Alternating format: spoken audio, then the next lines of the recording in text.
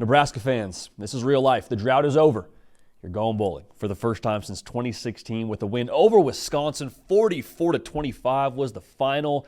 Let's unpack this together, shall we? Nebraska fans, y'all been good to us. Make sure you're dialed in right here to the On3 YouTube channel. I don't think that the conversation around your Nebraska Cornhuskers is losing momentum anytime soon. So, again, make sure you're subscribed. We appreciate you being dialed in there. Also, follow me on the social platforms, Instagram and Twitter, at JD PicKell. Want to hear from y'all there. Great way for us to interact outside of the confines of the On3 YouTube channel. So here's, I think, the overall feel for me coming out of that game for Nebraska, with them now being bowl eligible. Again, for the first time since 2016. Would you have liked to hit the over on 7.5? Would you have liked to won 8 football games this season? Yeah, 100%.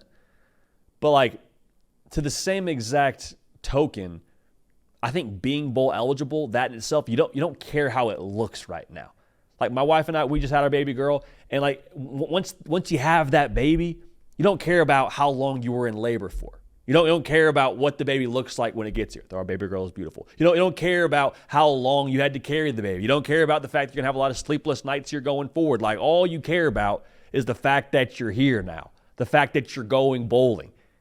That's massive. That's absolutely massive. And I know that was kind of the expectation going into this season, but for it to actually play out in practice after the way that this season has gone to this point, and after the, let's call a spade, the heartbreak you had experienced the past couple of games here, to get over that hump, this is massive. This is Andy Dufresne and Shawshank, feel the rain on your skin, getting out of the prison that was being ineligible for bowl games year in and year out. Also, should not overlook the reality that you did this now with a true freshman quarterback, who I believe still has his best football ahead of him, and with the new OC, that you made the switch, I was going to say midway through the season, not even midway, towards the end of the season. Dana Holgorsen dialing up the most points you've had all year long in 44 against Wisconsin. What I love so much about this game is the fact that Dylan Raiola called his shot before the game. He said, I guarantee we're going to go win. He didn't say it like that, but essentially guaranteed a win for Nebraska to go bowling over Wisconsin. And for some people, it might rub them the wrong way a little bit and say, oh, he's a freshman. Why is he saying that? Nebraska hasn't been bowling in a long time. I understand that. That's totally a fair, I think, 30,000-foot view to have on this thing. For me personally, though, I loved it.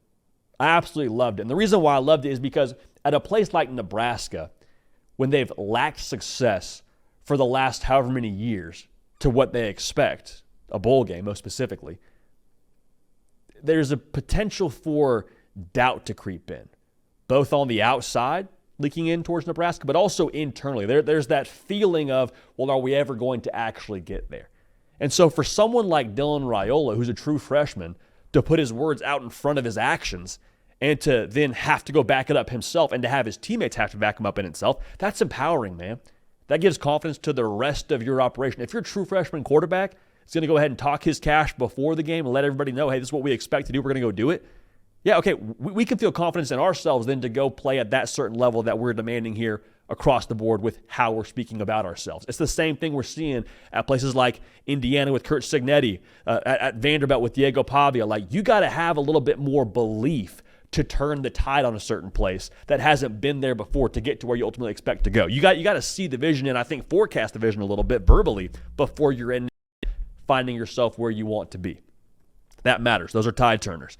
Now, going forward now, what does this mean big picture for Nebraska? I was hesitant on saying this, but I think this is probably as good a time as any to let this be our take on this. I'm not predicting Nebraska to be a college football playoff team. So if you leave this video with that takeaway, we didn't match up here. But here's my question. What is keeping Nebraska from doing what Indiana has done to this point in the season? Indiana probably going to be a college football playoff team. Look at what Nebraska has next year in the 2025 schedule. They got Penn State at Penn State. That's their toughest game. What's Michigan going to be? They got to play them. I don't know. But I think that's at this point in time, feels like a relatively winnable football game. Also, will you play Penn State with a Drew Aller? Who's playing quarterback over there? What is that Penn State roster after you lose, presumably, everyone in that backfield, lose some key pieces on defense in Abdul Carter? What's USC next year? I don't know. You don't play Oregon. You don't play Ohio State. Your non-conference feels extremely manageable.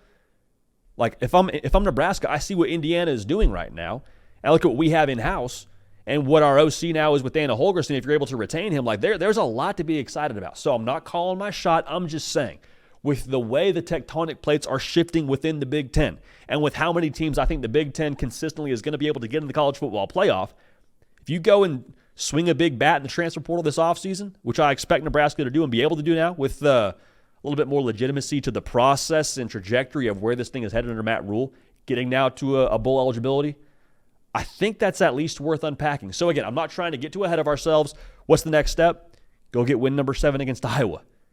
Go get win number 7. Further legitimize everything that you've built so far in Lincoln under Matt Rhule. Again, keep Dana Holgorsen as your OC because it's very clear he knows what he's doing, and they had, again, the most success they've had all year. I think he elevates Dylan Raiola with the way that he calls the passing game with his air raid background. I'm excited about the future.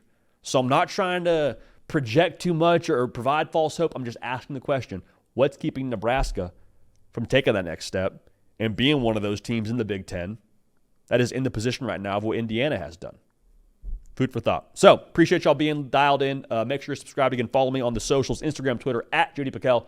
Want to hear from y'all over there. Appreciate y'all. Love y'all. And keep this party rolling, and we will see y'all next time.